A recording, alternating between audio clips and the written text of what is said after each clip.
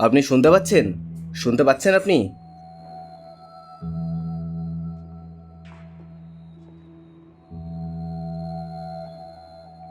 আমি আমি কোথায়? আপনি গত 6 মাস ধরে কোমায় ছিলেন। এটা পলাশপুরের সরকারি হাসপাতাল। আপনাকে এখানে ভর্তি করা হয়েছিল। আপনার কি কিছু মনে আছে? আমরা থানায় খবর দিয়েছি, পুলিশ এলো বলে। আপনি এখন পুরোপুরি সুস্থ।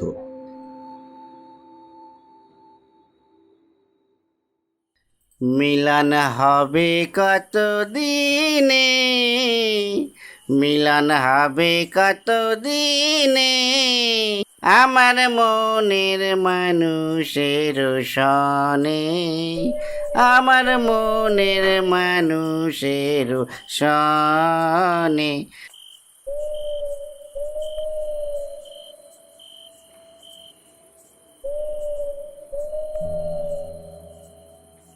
আরে এই পচা, নদীর পাড়ে ওটা কে পড়ে আছে? যা গিয়ে দেখ তো।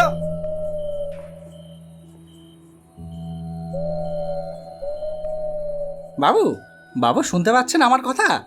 দাদা, দাদা, উনি মনে হচ্ছে বেঁচে আছেন। এই জ্ঞান হারিয়ে ফেলেছেন। শ্বাসের জন্য পেটের ওঠানামা দেখা যাচ্ছে। ওনাকে হাসপাতালে ভর্তি করতে হবে। চল তাড়াতাড়ি চল। 6 মাস ধরে আপনি এখানে ভর্তি আছেন। আপনার কিছু মনে আছে? আপনার নাম কি? আমার নাম অজয়। আমার সব কিছু মনে পড়েছে। ঠিক আছে, আপনি একটু রেস্ট নিন। দুজন জেলে আপনাকে নদীর ধারে অজ্ঞান অবস্থায় পায়, তারাই আপনাকে এখানে নিয়ে আসে। আমরা আপনাকে বাড়ি পৌঁছে দেওয়ার ব্যবস্থা করব। আপনি চিন্তা করবেন না, আপনি এখন বিশ্রাম নিন। আমার চোখের সামনে যেন এক এক করে সমস্ত ঘটনা ভেসে উঠল, যা যা হয়েছিল সেদিন রাতে আমার সাথে।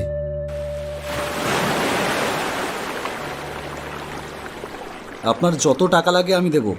আমি আজকে সারা রাত নৌকায় করে ঘুরতে চাই। আচ্ছা, কিন্তু আমার 1000 টাকা দিতে হবে কিন্তু বাবু। তা বাবু, আপনার কি শহরে বাড়ি? হ্যাঁ, কলকাতায়।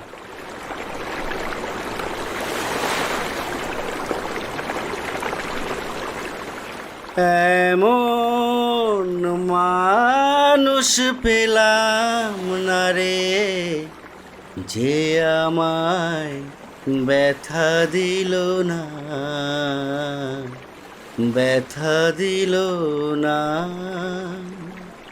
নয়ন জলে বুক ভাসালাম, নয়ন জলে বুক ভাসালাম, কেউ আমায় মুছে দিল না,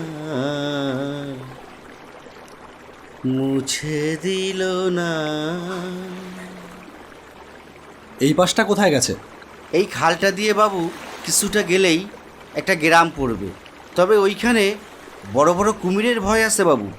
দাদা দেখো, নদীর মাঝের সেই দ্বীপটা। ঘোড়া, নৌকা ঘোড়া, তাড়াতাড়ি নৌকা ঘোড়া। আমার কিছু বোঝার আগেই নৌকাটা প্রচণ্ড রকমভাবে দুলে ওঠে। আমি প্রায় পড়েই যাচ্ছিলাম, কোনো রকমে নিজেকে সামলে নিলাম। হে কি, নৌকাটা কিসের টানে ওইদিকে যাচ্ছে? জানি না, নৌকোতে আমার আর কোনো হাত নেই। নৌকোটা যেন কোনো একটা টানে ওইদিকে চলে যাচ্ছে। হে আল্লাহ, হে আল্লাহ, আমাদের বাঁচাও, আমাদের রক্ষা করো। কেন, কি হয়েছে বলো তো? ওই দ্বীপের কাছে যেতে তোমরা ভয় পাচ্ছ কেন? বাঘের ভয়? আমরা নৌকার মাঝি, আমরা বাঘের ভয় পাই না। তবে কি তবে? সামান্য একটা দ্বীপ, আর ওখানে মনে হয় কিছুর একটা উৎসব চলছে, তাই এই সবুজ আলোর শিখা। এক সময় ওটা একটা গ্রাম ছিল বাবু, অনেক লোকের বাস ছিল সেইখানে, কিন্তু এক অসুখের বগলে পড়ে গোটা গ্রামটা উজাড় হয়ে গেছে। তারপর হঠাৎ করে একদিন গ্রামটা জলের তলে তলিয়ে যায়, পুরো দ্বীপটা ভেঙে যায় বাবু। তারপর থেকে ওই দ্বীপটাকে মাঝে মাঝে মাঝিরা দেখতে পায় বাবু। যারাই ওই দ্বীপের কাছে গেছে তারা কেউ আর ফিরে আসেনি, তাই কেউ আর ওই দ্বীপটার কাছে যায় না বাবু। আমাদের নৌকাটা দ্বীপের দিকেই যাচ্ছে, কিছুতেই আটকানো যাচ্ছে না। নৌকা থেকে ঝাঁপ দে। না না, ঝাঁপ দেওয়ার দরকার নেই। নৌকাটাকে বরং আরেকবার স্রোতের বিপরীতে টানার চেষ্টা করুন। হঠাৎ নৌকাটা ভীষণভাবে দুলে উঠল, আর টাল সামলাতে না পেরে আমরা তিনজনেই জলে পড়ে গেলাম। জলের স্রোতের প্রচণ্ড টানে আমরা পাগলের মতন সাঁতার কাটতে থাকলাম। তারপর সাঁতরাতে সাঁতরাতে একটা সময় সেই দ্বীপে এসে উঠলাম। সর্বনাশ হয়েছে, আমরা এখন দাঁড়িয়ে আছি সেই অভিশপ্ত দ্বীপে। আমরা তিনজনেই আর কোনো উপায় না দেখে দ্বীপের ভেতরে ঢুকে পড়লাম। অন্ধকারে হঠাৎই আমরা একটা জায়গায় একটু আলোর সন্ধান পেয়ে সেই দিকে এগোতে থাকলাম। যতবারই আলোর দিকে এগোতে থাকি ততবারই যেন আলোটা সরে সরে আরও দূরে চলে যাচ্ছে। এইভাবে অনেকক্ষণ হেঁটে হেঁটে আমরা ক্লান্ত হয়ে পড়লাম। একটা সময় চুপ করে বসে বিশ্রাম নিলাম তিনজনে। আমাদের এই দ্বীপ থেকে বেরোতে হবে। কোনোদিনই আর এই দ্বীপ থেকে আমরা বেরোতে পারবো না। এই দ্বীপে থাকা সে আত্মারা আমাদের বেরোতে দেবে না। এমন সময় ফিসফিস করে কিছু লোকের শব্দ শুনতে পেলাম। কারা যেন কথা বলছে। দাদা দাদা ওটা কাদের গুঞ্জন? কারা এমন ফিসফিস করে কথা বলছে? আমাদের তো জাতি হবে। চল চল আমরা যাই, চল। হ্যাঁ, আমাদের তো যেতে হবে, চলো। আমি কিছু বোঝার আগেই তারা দুজন মন্ত্রমুগ্ধের মতন কোথায় যেন হেঁটে চলল। আমি তাদের পিছনে যাওয়ার চেষ্টা করলাম, কিন্তু অন্ধকারের ভেতর তারা ঘন জঙ্গলের মধ্যে কোথায় একটা যেন মিশে গেল। মাঝি ভাই, মাঝি ভাই!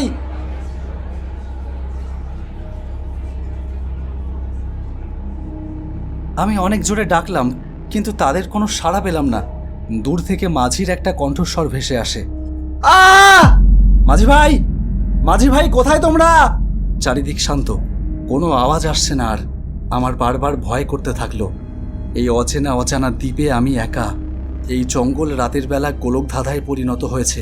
যেদিক থেকে যেভাবেই হাঁটছি না কেন, ঘুরে ফিরে সেই একই জায়গায় বারবার চলে আসছি। না, আমি কি এখান থেকে বেরোতে পারবো? আমি কিছুই বুঝতে পারছি না। এমন সময় কার যেন কণ্ঠস্বর শুনতে পেলাম।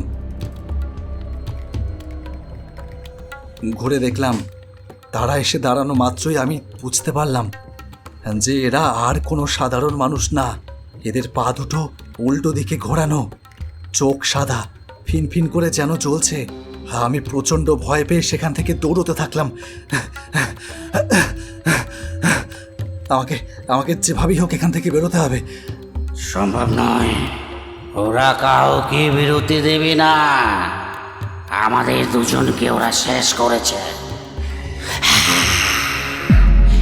এইবার তোদের পালা। না না, এ হতে পারে না। আমাকে বাড়ি যেতেই হবে। আমার মা আমার জন্য অপেক্ষা করে বসে আছে। নিজের মনে সাহস জুগিয়ে আমি দৌড়তে দৌড়তে হঠাৎ দ্বীপের কিনারায় এসে পৌঁছালাম। দেখলাম সেখানে অসংখ্য মৃতদেহ যেন আমাকে ঘিরে ধরেছে। আমি আর কিচ্ছু না ভেবে ঝাঁপ মারলাম নদীতে।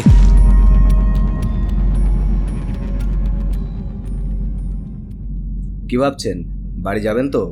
সরি অজয়বাবু, একটা খারাপ খবর আছে। আপনার দেওয়া নাম্বারে আমরা যোগাযোগ করেছিলাম। আপনার মা গত কয়েক মাস আগে মারা গেছে।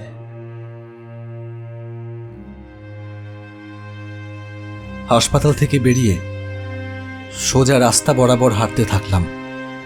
কোথায় যাচ্ছি জানি না। মাথার উপর আকাশ ভেঙে পড়েছে। আজকে এই পৃথিবীতে আমার চেয়ে বড় শূন্য আর কেউ নেই।